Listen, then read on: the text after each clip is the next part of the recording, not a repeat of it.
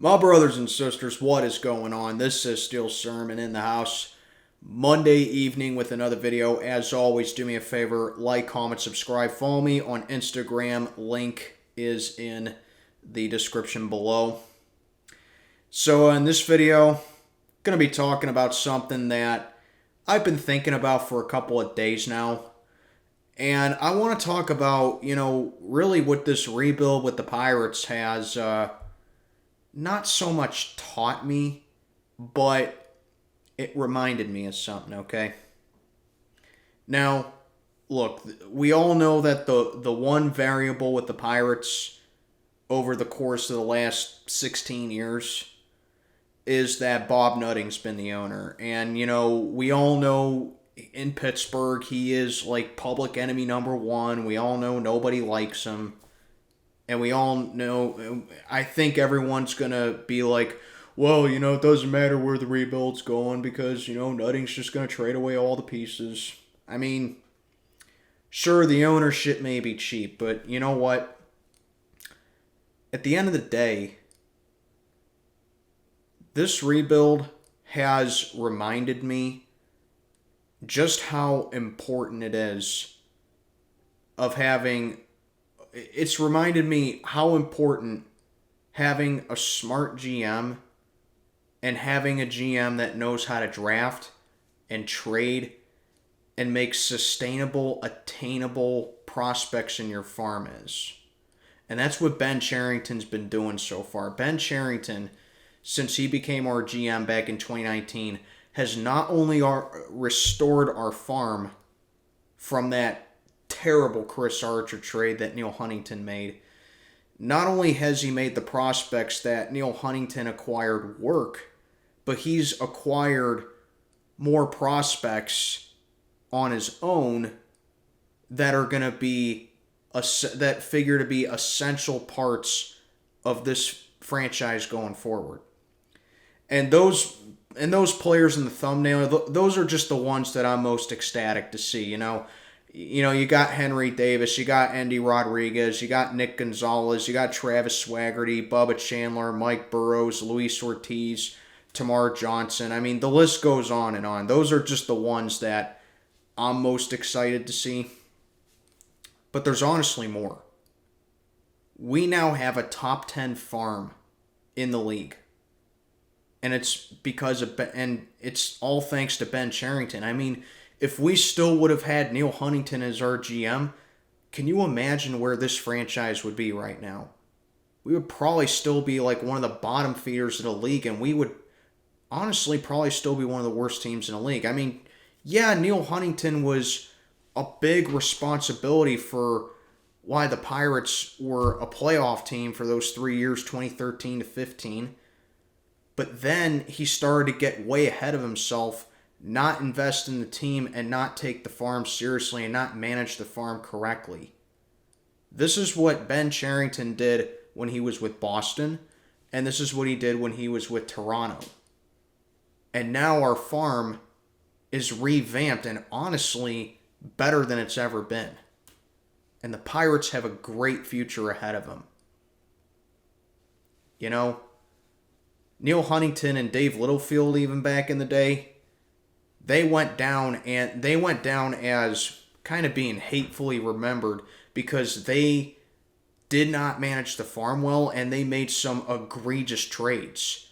And if I sat down here and talked about all the trades they did, I'd be here forever. I mean, Dave Littlefield himself, like trading prospects and players that we needed, like Jason Kendall and Chris Schmidt and Chris Benson, or Jason Schmidt and Chris Benson. He traded all them guys away for pretty much nothing. And then, of course, we all know what Neil Huntington did after the Pirates became a winning team. Got rid of the entire farm.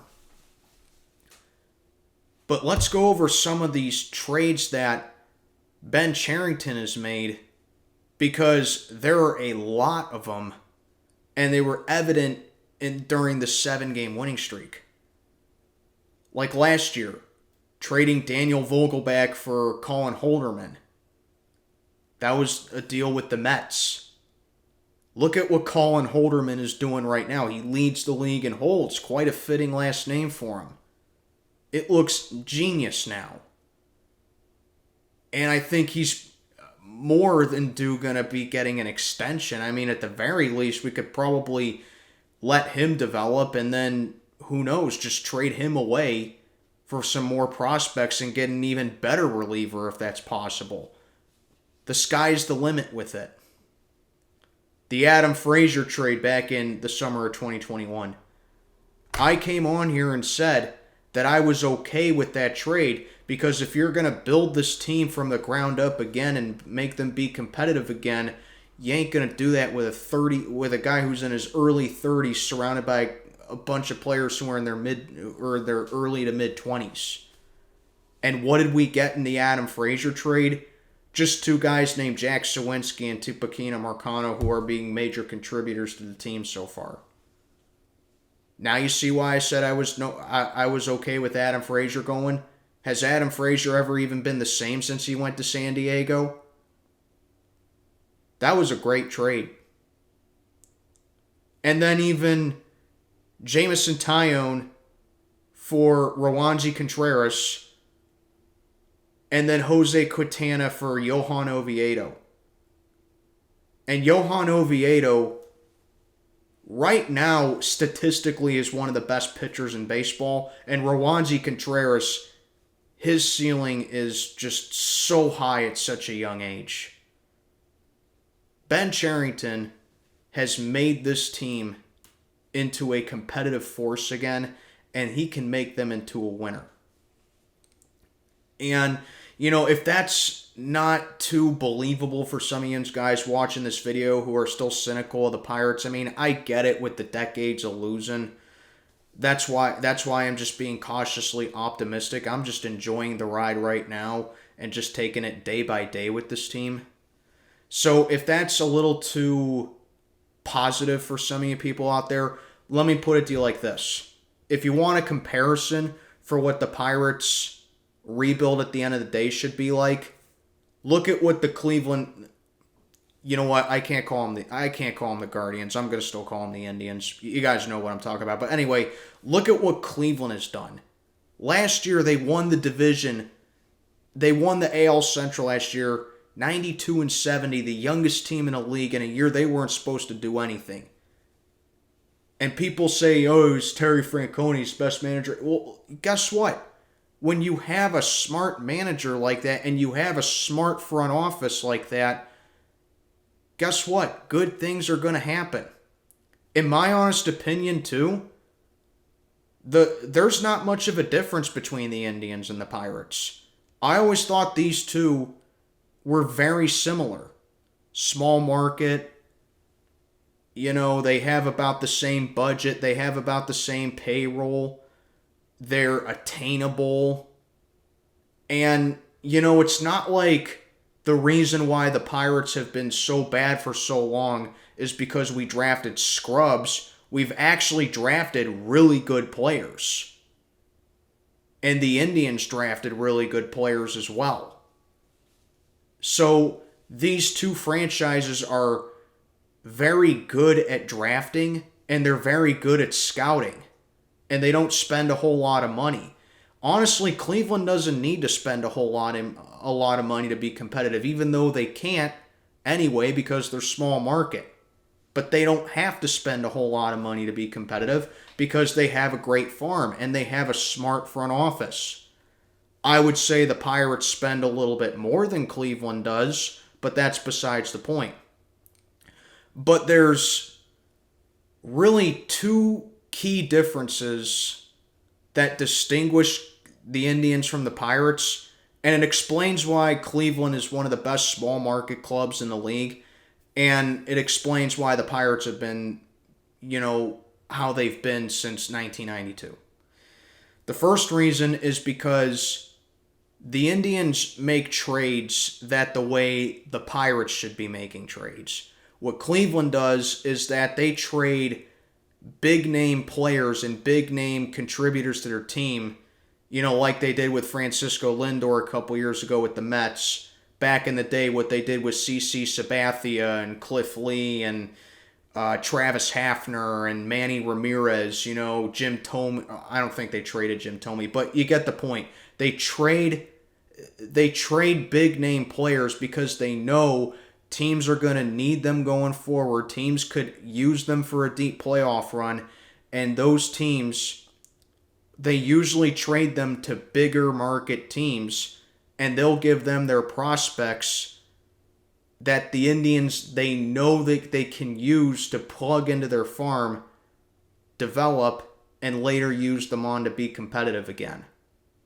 They are a smart trading franchise that knows how to manage their farm, and they know how to get a good overhaul for the big name players that they trade away to the larger markets, that the larger markets are going to be able to use.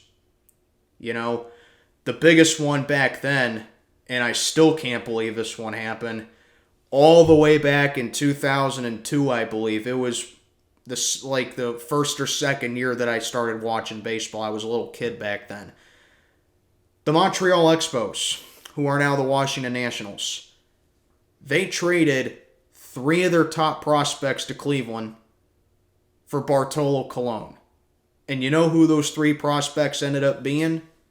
Grady Sizemore, Cliff Lee, and Brandon Phillips. Cliff Lee himself is probably going to be a Hall of Famer, and he's a Cy Young winner. That trade set the Expos back so many years that they had to move to Washington. The Indians know how to make a good trade. What the Pirates do, or what the Pirates have been doing, is that they did the complete opposite of what Cleveland did. The Pirates trade their prospects and their futures that they know they need to hold on for the future to be competitive, and they trade them for a big overhaul and a big name player. Do I even need to mention the Chris Archer trade? Because that's the poster child of it. Austin Meadows and Tyler Glasnow. Well, Tyler Glasnow has been kind of up and down with Tampa Bay, and Austin Meadows is kind of like a journeyman now. But the final nail in the coffin, it was a top 100 pitching prospect in Shane Baz, who's just killing it down in Tampa now.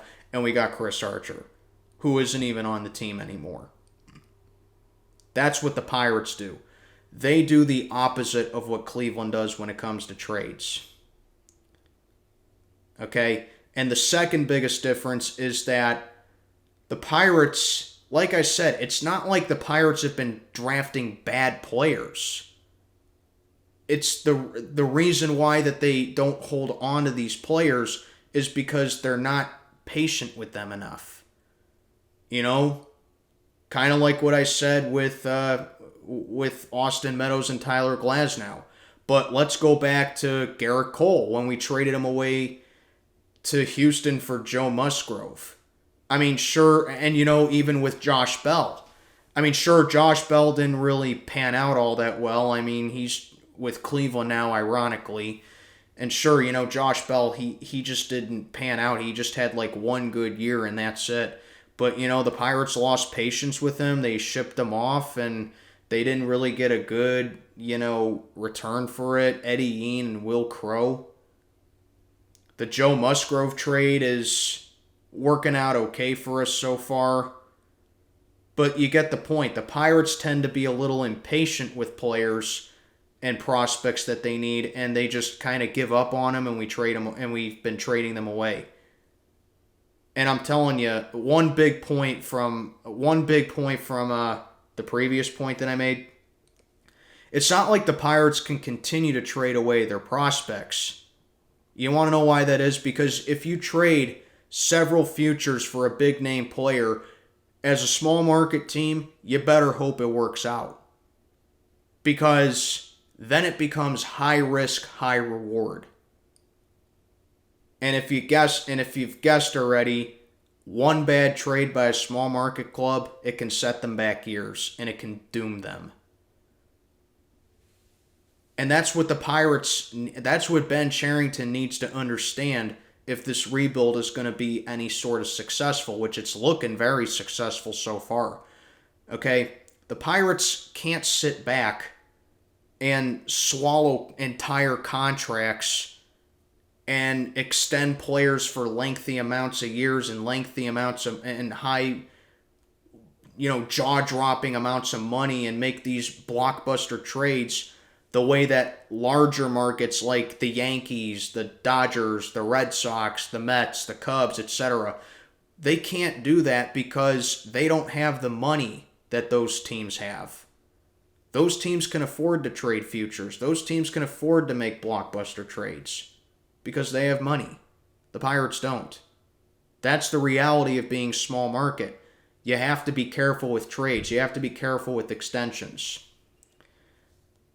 With Cleveland, they give their prospects time in the majors to develop, and then by the time they get a good read on them, they are like, okay, we know with this guy it's not going to work out. Let's trade him to get some more prospects and try again. Or, hey, this guy's doing great. I think we should, reward him with an extension. And that's why they extended Jose Ramirez, and that's why they decided to part ways with Francisco Lindor. Look at Cleveland. They're still being competitive. I mean, sure, they're off to a rough start right now, but they're still being competitive, and they're still the favorites to win the AL Central. The point I'm trying to make is, if you want a comparison with where the Pirates could be in the next year or even 2 years from now, my comparison is Cleveland. Because other than the fact of how the two franchises trade and how they handle their prospects, there's really not much of a difference. They're pretty much the same franchise in my opinion. We're like the NL version of the Indians. I always thought that about those two teams. Cherrington, it's looking like that he is trying to mimic what Cleveland is doing. And he's taken the prospects, and he needs to take the prospects. The bottom line here is, instead of dumpster diving, like we did in the Neil Huntington era, and, putting in players who just should not be in the majors by any means, like, Josh Van Meter and Kevin Padlow, and Yoshi Sasugo, those guys. Instead, find the improvement no matter where it comes from, whether it's single A or triple A. You take your prospects and you give them, you maximize the pieces that you do end up trading for. And that's what Ben Cherrington has been doing so far. And it's only a matter of time before these kids get called up. And I don't foresee Cherrington making the same mistakes that Neil Huntington made and Dave Littlefield made, where they're impatient and they try to dumpster dive and they try to find scraps off other teams and they try to make a blockbuster trade by trading several futures. This is a smart GM. This is a guy who knows what he's doing. And he is probably the biggest reason why the Pirates are 16-7, have won 7 in a row. It's our longest winning streak since 2018 when we won 11 straight. And that's why this rebuild is working out so far. You just got to be a little bit more patient. You got to be a little bit more, willing to accept that this is a rebuild. And while we may either collapse again middle of the summer or we just may be competitive and make the playoffs, the fact of the matter is we're doing this in a year where it's supposed to be a rebuilding year. And then eventually, yes, you could probably find that big piece and you can find that, star player that you want to trade for. Or you can do, like I said, what Cleveland does. Trade away a star player, get some equally as good prospects in an overhaul, and then let them groom. It's exciting to think about. And that's my personal model of what the Pirates should be doing with this rebuild right now. Look at what Cleveland's doing. Who would think that I'd be sitting down here saying, hey, Pittsburgh, why don't you take a chapter, a note out of what Cleveland is doing? But let me know what you think down below. This is why, like I said at the beginning, This rebuild is what reminded me of having a smart GM is all about. And Ben Cherrington's done a great job. But let me know what you think down below. This is Steel Sermon checking on out for the night. May God be with you all.